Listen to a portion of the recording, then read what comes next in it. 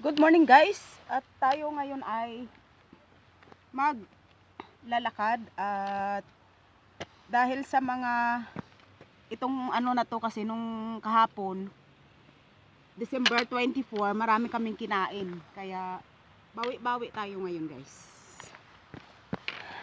Bawi-bawi tayo ngayon kasi ang dami nating kinain kahapon December 24 kasi nga naman siyempre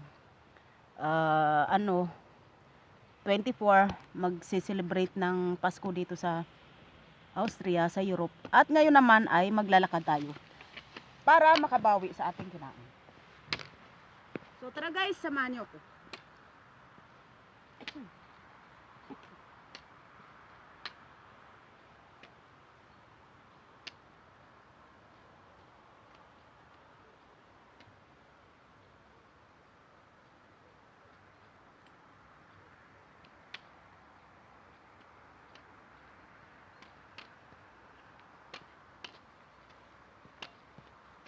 O nga pala, balikan natin kasi yung aking cellphone wala tayong camera sabay ganun. Wala tayong cameraman kaya ay naku po. Ayun, masaya lang guys kasi para naman maano yung ating ang ating muscle sa ating katawan para naman magising. So yun guys, I am showing you the field of this place. So, as you can see, yung mga nakapanood ng aking mga video is, yung lugar na ito is about 300 kilometers from Vienna City. So, ngayon ito nakikita natin ang ating suot. Itong aking tungkod.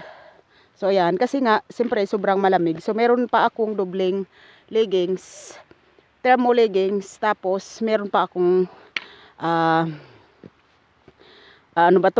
tawag? Pants para mas siguradong mainit. So ayun, kagaya nga ng sinasabi ko guys, salamat na lang sa Diyos at meron tayong nauso na yung vlog. Kasi nga siyempre magmula nung nauso yung vlog, lalo na dito sa amin sa abroad, sa Europe at sa iba pang mga sulok dyan sa kabilang mundo, is nakakatulong sa amin yung vlogging. Kasi kahit papano kapag ganito na wala kaming pasok sa trabaho, meron kaming kausap. Mga bata kasi hindi naman sumama sa akin dahil natulog yung iba ng mahaba, yung isa naman ayaw maglakad. So hindi ko na lang pinilit. Sabi ko ako na lang mag-isang maglakad. So ayun guys, napakatahimik ngayon kasi nga December 25 na paisa-isa lang yung mga sasakyan. Ayan. Tas kanina meron din akong nakikitang mga naglalakad, mag-asawa. Tapos ngayon naman is ako lang munang naglalakad sa nakikita ko. Tapos nakikita ko yung iba naman may mga ginagawa sila sa garden nila. Tapos yung iba naman merong ayan, kanina ba yun oo, kaninang umaga pagbukas ko ng pintuan, merong nagbabike na lalaki, tapos yung isa naman yung hila-hila yung aso niya, ayan. So kasi ganyan talaga ang uso dito sa Europe. Kumbaga, lalabas at lalabas ka talaga. Dahil nga pag winter is, kailangan namin kumilos-kilos guys. Dahil kung hindi, is lalo kaming tataba at mas lalong mabugnutin ang ulo kapag lagi lang nasa loob ng bahay. Dahil ang aming mga bintana ay nakasara lahat. Dahil nga, siyempre, hindi naman pwedeng buksan dahil nga minus degree sa labas. So, siyempre, pag binuksan mo yung bintana, papasok ang lamig. Binubuksan namin ang bintana, pero mga 20 minutes lang kasi nga para pumasok ang fresh air every mga ganyan, mga every 2 hours. Yung iba naman every 1 hour, binubuksan nila yung kanilang bintana ng mga 10 minutes lang para may pumasok na fresh air. At para hindi maho sa loob ng bahay kasi nga syempre umaandar ang heater tapos sarado lahat. Kumbaga sa atin baliktad, sa atin aircon kaya nakasara lahat. So hindi mo pwedeng buksan ang bintana kasi sayang ang aircon at mas lalong tataas yung babayaran mo sa bills kung umaandar ang aircon tapos nakabukas ang bintana. So ganoon din dito, baliktad, heater kapag winter. So kaya nga sa mga hindi nakakaalam, ang akala talaga ng ibang mga Pilipino is ang iba hindi lahat. Akala nila, siyempre yung mga nanggaling sa abroad alam naman na nila yun, no?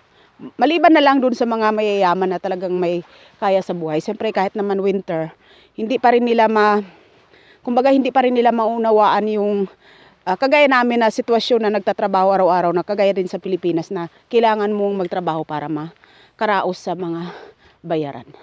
So yun guys, kami dito simple lang ang buhay namin. Kailangan namin magtrabaho araw-araw, kailangan namin gumising sa umaga para hindi kami malate sa trabaho. Kasi kapag paday ka late sa trabaho, ikaw ay matanggal.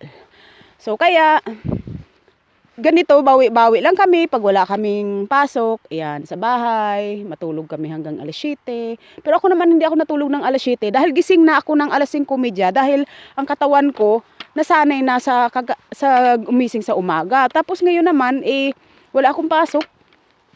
Gising naman ang katawan ko ng madaling araw. Syempre parang ano ba naman yan pag may pasok ako, hirap na hirap akong gumising. Ngayon naman nga wala akong pasok. Gising naman yung katawan kong ng automatic. Ay sus Maria, sabi ko gano'n. Ay nako, ganito talaga ang buhay. So wag na lang tayong umangal kasi nga salamat sa Diyos at tayo ay binibigyan tayo ng chance na mabuhay sa mundo. Bakit guys? Dahil ganito, sasabihin ko na lang talaga sa inyo yung totoo. Kasi noong isang araw, December 22. Oo, December 22 yun. December 22. Madaling araw, alas 5, ayan, alas 5:15. 5:15 a.m. in the morning.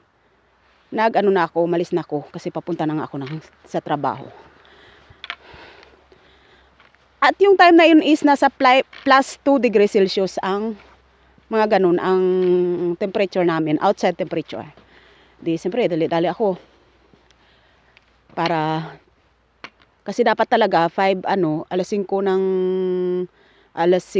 gis ng umaga labas na ako sa bahay para kahit papaano meron pa akong kunting oras para sa pag-parking at saka para pag-ayos-ayos kasi nagbibihis pa kami sa trabaho nagninets pa kami, hindi kami pwedeng sa trabaho na walang hair net tawag dito sa English.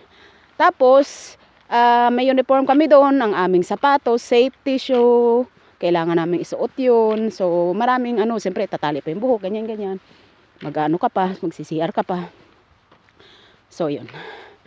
Ngayon guys, dahil nga sa trabaho is siyempre magbiyahe ako at salamat naman sa Diyos at nakakapag-drive ako mag-isa na hindi ako kailangang ihatid pa kasi alam mo naman yung mga puti, medyo maangal yan sila. So hindi sila sanay na lagi kang ihatid. Ay gusto nila na ikaw mismo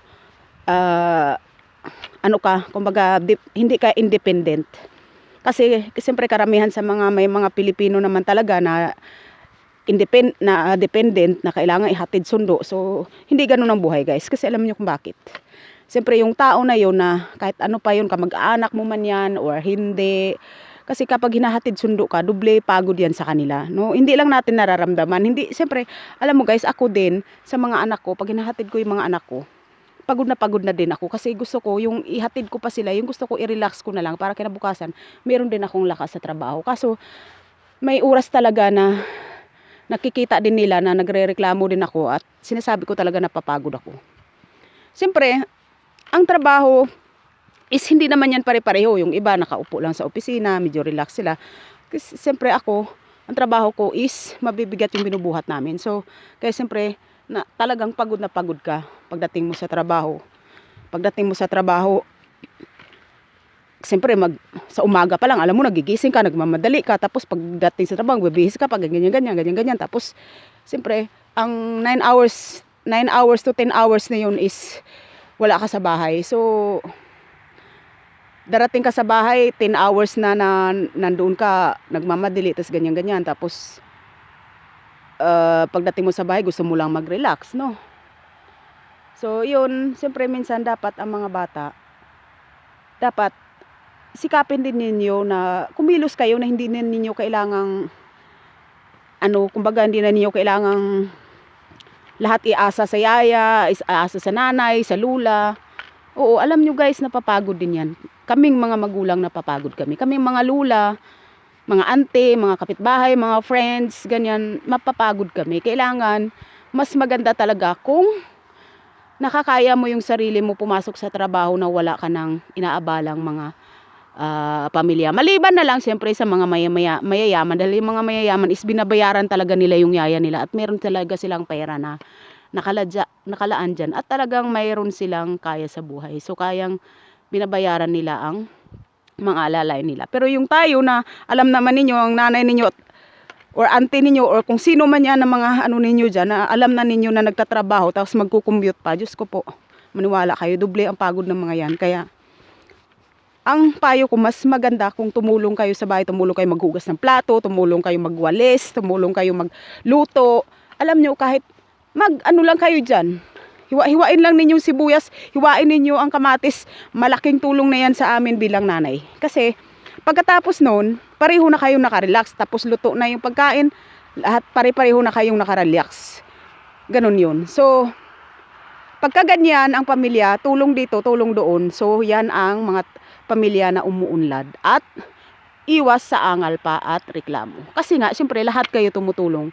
Mas maganda kahit 5 years old yan, 7 years old, 9 years old. Turuan ninyo maghiwa.